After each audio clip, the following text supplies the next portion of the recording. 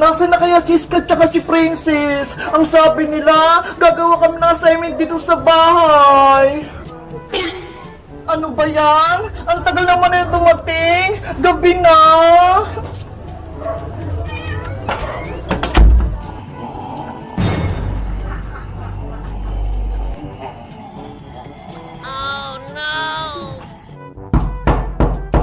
Ay! Ayan na ata sila! Kumakatok na! Wait! Nandyan na ako! Hello, Iska! Hello, Princess! Walang tao! Nasaan sila? Hi, Princess Iska! Niloloko niyo ba ako? Bumalik kayo dito!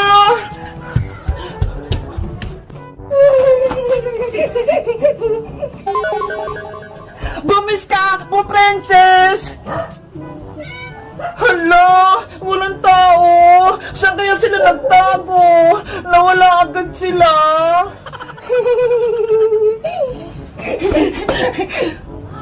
Bebang! Ano ginagawa mo dyan?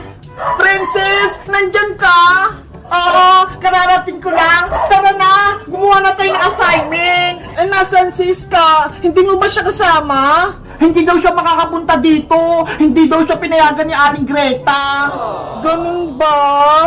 Halika na! Gumawa na tayo ng assignment natin! Okay! Nandyan na ako! Sino kayang tumakbo? Hindi naman si Princess! Hindi rin si Iska! Bilis, Bebang! Pagagalitan pa ako ni Nanay kapag ginabi na ako! Nandyan na ako, Princess!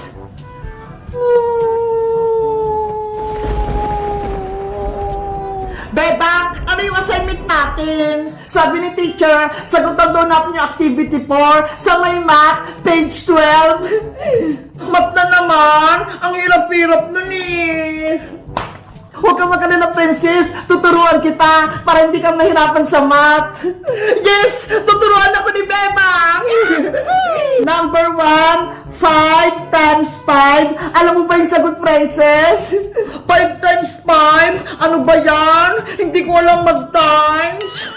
Madali lang naman yan, Princess eh. 5 times 5, ibig sabihin, 5. Ganito yon. 5, 10, 15, 20, 25. Ang sagot, 25. 25 yung sagot sa number 1, Bebang. Oo.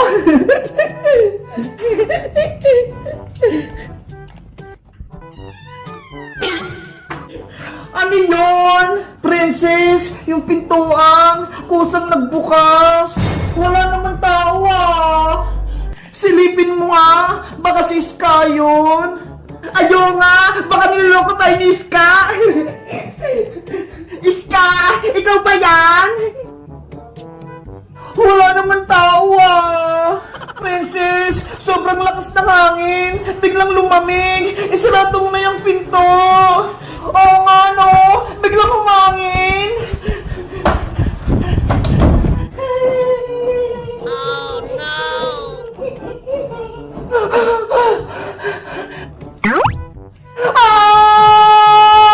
Princess, ano yun? Bebang, may multo sa sopa. Ano? May multo?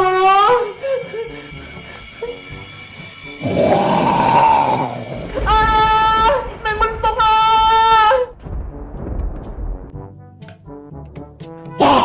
Bebang, takbo na!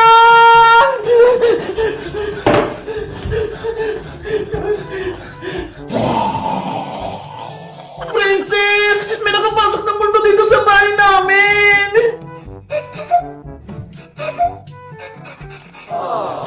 Bebang, narinig mo ba yun? Umiiyak yung multo! Oo nga no, bakit kaya siya umiiyak? Pwede niyo ba akong tulungan? May problema kasi ako eh. Ano yun? Anong kailangan mo?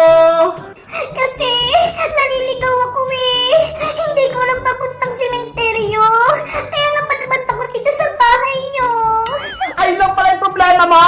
Tinakot mo pa kami? Yung sementeryo, nandun sa kabilang kanto. lumako ka lang, malapit dun sa may simbahan. Princess, wag mo nang pagritan yung multo. Naliligaw lang naman siya eh. Oh, eto flashlight, gamitin mo para mahanap mo yung simenteryo. Salamat! Makakalis ka na, lumabas ka na sa bahay nila, Bebang. Sorry sa inyo! Kung natakot ko kayo, alis na ako! Babay sa inyo! Ano ba yan? Pati multo, naliligaw din. Kaya nga eh. Nasaan na ba kasing simenteryo? Guys, nakakita na rin ba kayo ng multo? Anong itsura niya? Nakakatakot din ba siya? Mag-comment lang kaya. Bye-bye! Bukawa! Lumabas ka dyan! Pagbuksan mo ako ng gate! Bukawa! Ano ang kailangan mo, Bebang? Umalis ka na dito, hindi mo to bahay. Bukawa! Ano ba nangyari sa'yo? Diba? Mag-ibigan tayo? Ba't tinaway mo ko? Iniwan mo si Nanay Sitang dito sa bahay. Malungkot siya. Hindi mo na mahal si Nanay Sitang, Bebang. Hindi totoo yan! Mahal ko si Nanay! Pumunta lang kami ni Princess sa probinsya para magbakasyon! Pwes, hindi ka na pwedeng bumalik dito sa bahay! Ako na ang bagong anak ni Nanay Sitang! Kukawa! Nanay! Bebang, anong gagawin natin? Hindi ka pinapapasok ni Kukawa! Hindi ko alam, miss ko! Basta, gusto ko lang makita si Nanay! Kung ako sa'yo, Bebang, papatulang ko yung Kukawa na yan! Matatamaan talaga siya sa akin! Hoy, Princess! Hindi maganda yan! Dapat may inaon tayong makipag-usap kay Kukawa! Nandito.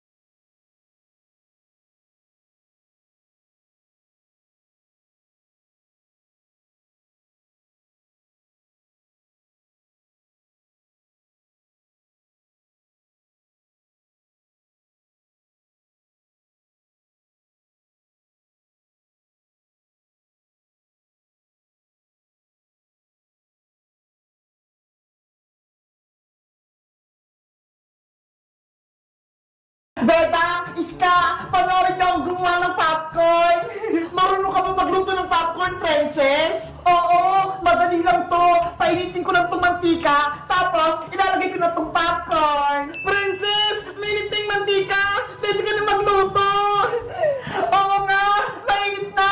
Ilalagay ko na itong popcorn.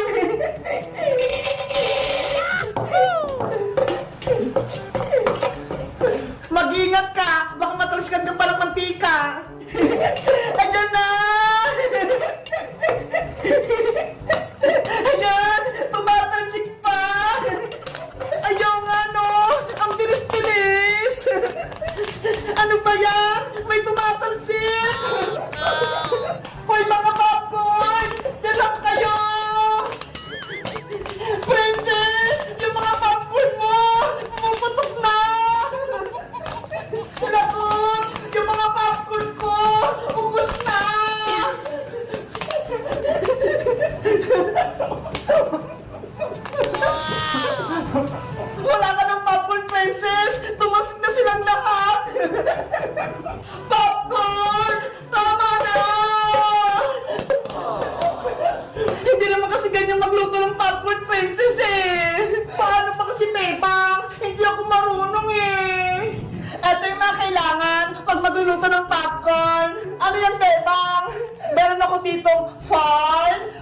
butter, mantika, tsaka tong popcorn. Paano magluto niyan, bebang? Mabilis lang to. Panoorin niyo ako. Okay. Ilalagay lang natin tong popcorn dito sa may pile. Tapos, maglalagay din tayo ng butter, tsaka tong mantika.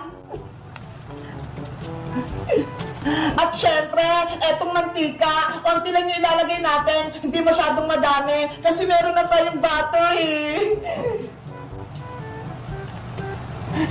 Ayan, okay na yung mantika na to. At ang panghuli, ibabalot natin yung popcorn sa pile. Tupin sa mga gilid para hindi matapon yung mga popcorn. Mas maigi, dalawang tupi. Pati po kabila. At etong last. Ay, nakalimutan ko! Maglalagay pala tayo dito ng butas para lumabas yung usok. Ito yung gagamitin ko, stick. Malapit na ba yan, bebang? Gusto ko na kumain ng popcorn eh. Pwede na to, princess! Lulutuin ko na! Ipapatok ko lang itong ginawa kong popcorn dito sa may lutuan. Ay! Ang cute naman ang pagluluto mo ng popcorn, bebang! Magantay lang tayo ng konti. Mabilis lang itong lutuin. Excited na ako!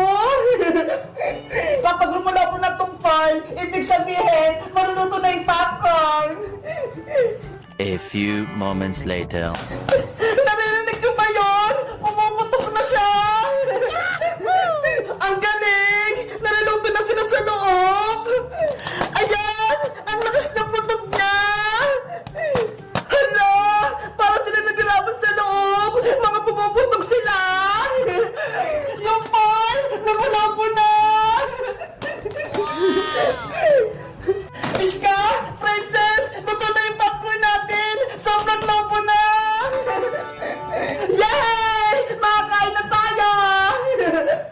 Papatayin ko na to para hindi masunog yung popcorn!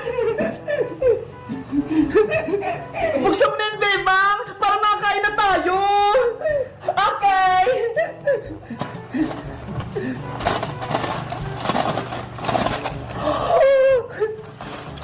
Hala! Wow! Luto na nga! Ang galing! Sabi ko sa inyo eh! Ganito magluto ng popcorn! Tignan nyo! Walang tatapon! Ano pang inaantay nyo? Kainan na! Titikman ko na ha! Ang sarap! Hoy! Ang init-init pa! Si Princess, kinain agad! Ang init-init pa eh! Gutom na kasi ako eh! Ako nga rin! Titikman ko rin! Ang lutong-lutong! Guys, nasubukan niyo na ba magluto ng popcorn? Madali lang ba? Mag-comment lang kaya kung nakakain na kayo nito!